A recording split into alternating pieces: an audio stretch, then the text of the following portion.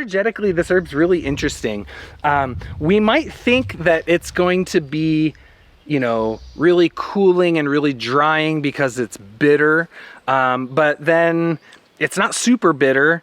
And then it's not like overly drying, which is kind of surprising because most alteratives are drying. But then you think it's oily, right? And it's sweet. And oily things, you know, are hydrating from the perspective of oils. And sweet things tend to nourish and build up and strengthen.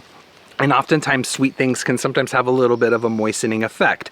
So we have a really interesting dynamic with burdock, and this is why I consider it the all-purpose alternative, because it's really neutral, right? I don't think this herb is overly warming or overly cooling. The root, the seed, from my understanding, does tend to be a bit more warming, diffusive and warming, but the root to me is pretty temperature neutral. I would say neutral to slightly cooling. So it is going to be very effective for more heat patterns. So if we see especially like hot, red, inflamed skin conditions, right? Burdock is very, very good for there. So, but it's not like if someone's cold, they're not gonna drink burdock and be like, woo, I'm cold now, right? At least not in my experience with it.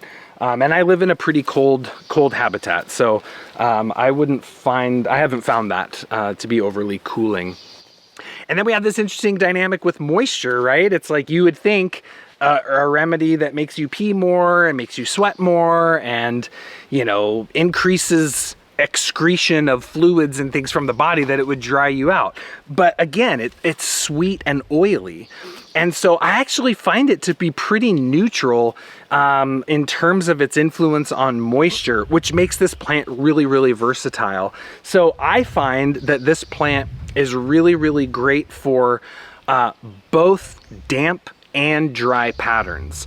And one of the ways that I think of it is that it's actually almost like for the skin, it's almost like a sebaceous gland, which are like the oily glands, amphoteric. So amphoteric meaning kind of regulating. So we can use it for really dry skin conditions, dry, itchy, flaky eczema, really, really nice. It's like it gets those oil secretions going from the sebaceous glands. The oiliness in the root itself helps to kind of moisten the skin. And then the bitterness of it is going to help in the digestion of fats and oils, right? Which is further going to support that kind of rehydration of the skin from an oils perspective. But at the same time, it can be really good for damp, weepy, hot, damp type skin conditions, like the really inflamed weeping eczema or really oily acne, things like that. Burdock is fantastic for. So I find that it's kind of like a sebaceous gland amphoteric is one of the ways that I tend to think of this plant. So again, all-purpose alternative, really, really versatile here in how you can apply it. And I think that is very much so reflected in the energetics of this herb.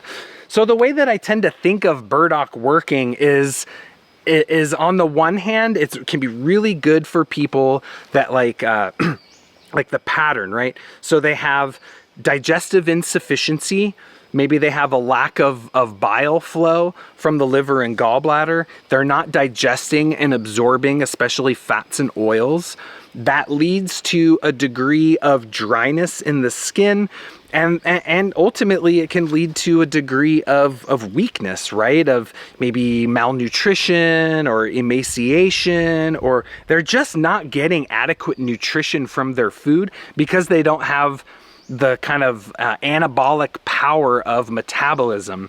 So here comes burdock, and the inulin's going to heal the gut lining. The bitterness is going to get digestive system going.